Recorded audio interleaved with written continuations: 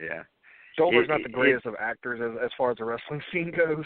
He gets his job done and bring him in to do little stuff, but I watched him on a few even TV shows he hosted and stuff. I'm like, you're boring. Yeah, he's annoying. But, I actually watched that, and I hated it less than I expected I would. For some reason, it was just amusing to me in a Sharknado sort of way. So it wasn't too horrible. Have you ever seen Sharknado's a guilty Evil? pleasure for me. Sharknado's a guilty pleasure for me. I actually like it. I will like be completely fair is what I'm saying. When I'm drinking, I love me some Sharknado. It's just, if you think too much, you're going to have bad time. Don't think too much, and you're going to love it. Yeah. Oh, yeah. But Christmas Evil, have you ever heard of that one? I've heard of it, but I haven't seen that one. It's another one that I watched, and it's nothing spectacular. What about Don't Open Till Christmas? No, I haven't seen that one either. That's the crappy thing with being so busy this last year. I haven't gotten to watch you do a whole lot of anything except for, be on the road and wrestle and work. I've managed to watch these horror movies while working because I work from home now, so I have a leg up on people as far as that goes. Oh. And then the last one I wanted to ask you about, and I don't know if you've ever seen it, but Angela Wick was like, I love this movie, and I'm like, I don't understand what you like about this movie. It's old and it's shitty. Silent Night, Bloody Night. Not Silent Night, Deadly Night, but Silent Night, Bloody Night. No, I don't recall that one. It's shitty. It's also on YouTube. It's old, and it's just not very, it's kind of boring. I lied. I've got two more for you. They're both remakes. What about Silent Night? It's the remake of Silent Night, Deadly Night. I'm not huge on remakes anyway. I don't know. Yeah. I think a lot of times when they do the remakes, they're just grasping at straws, and they never do the story any justice half the time. I'll watch some of them just to see if they did an all right job with the movie and try not to compare it to an original. But I just, I'm bad for that. I'm like, just leave it alone.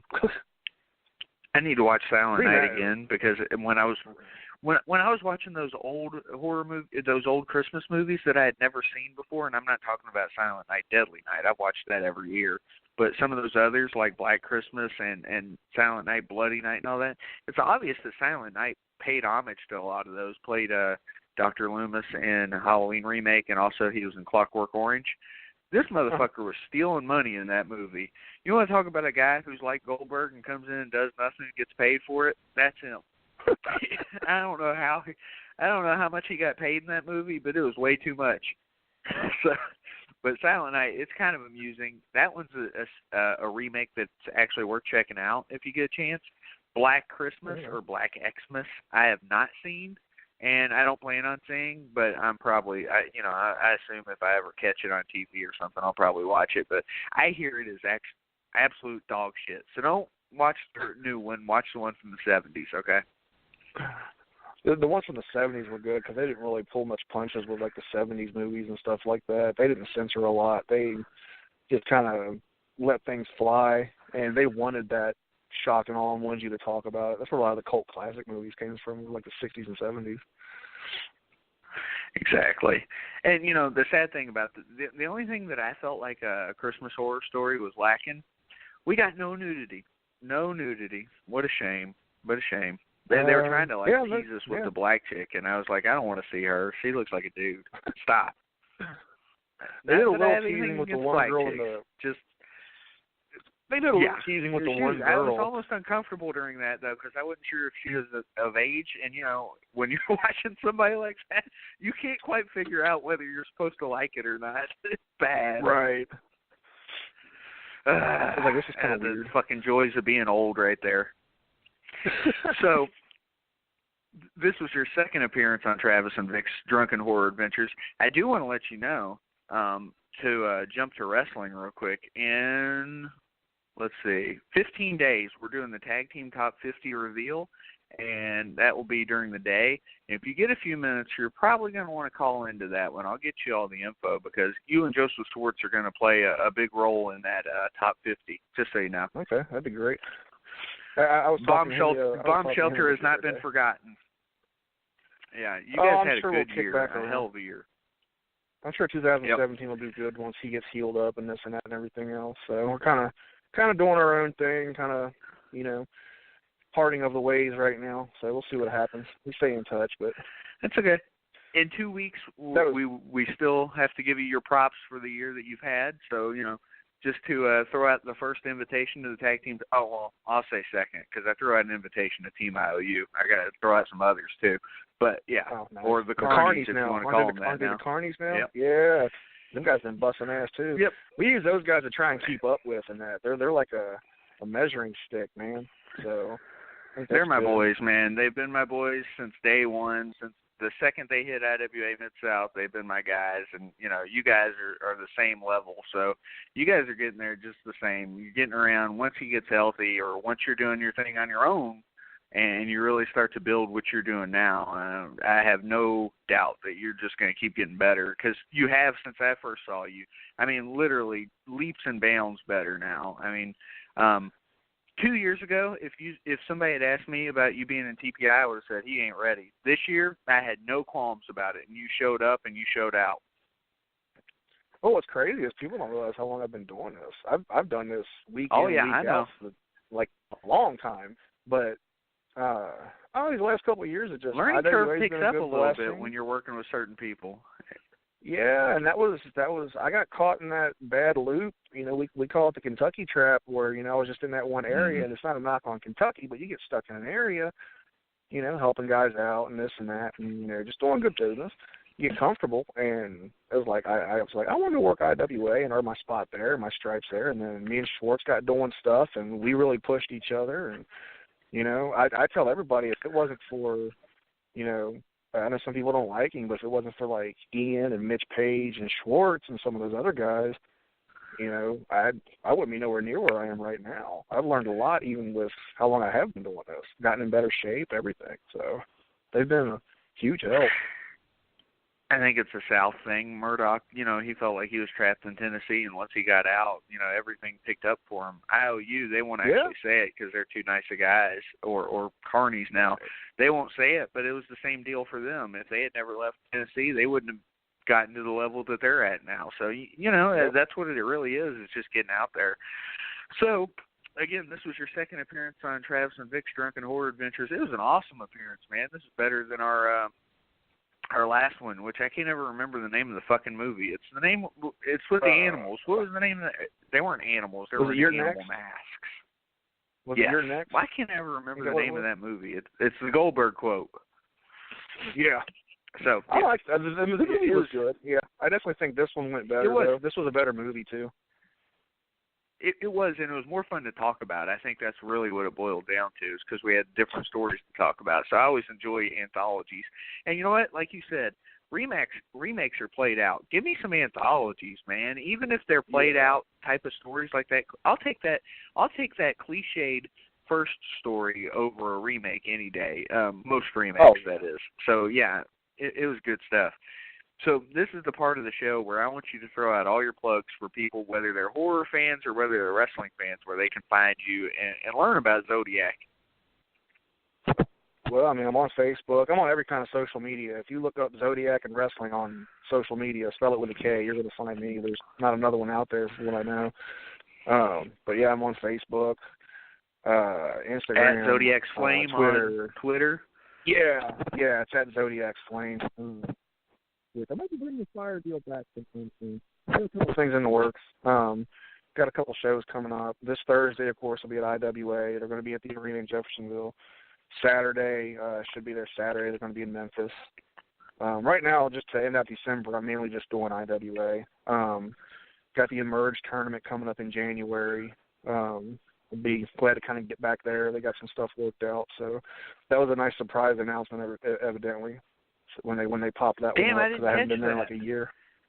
Yeah, that tournament they're doing. I didn't realize that they were back.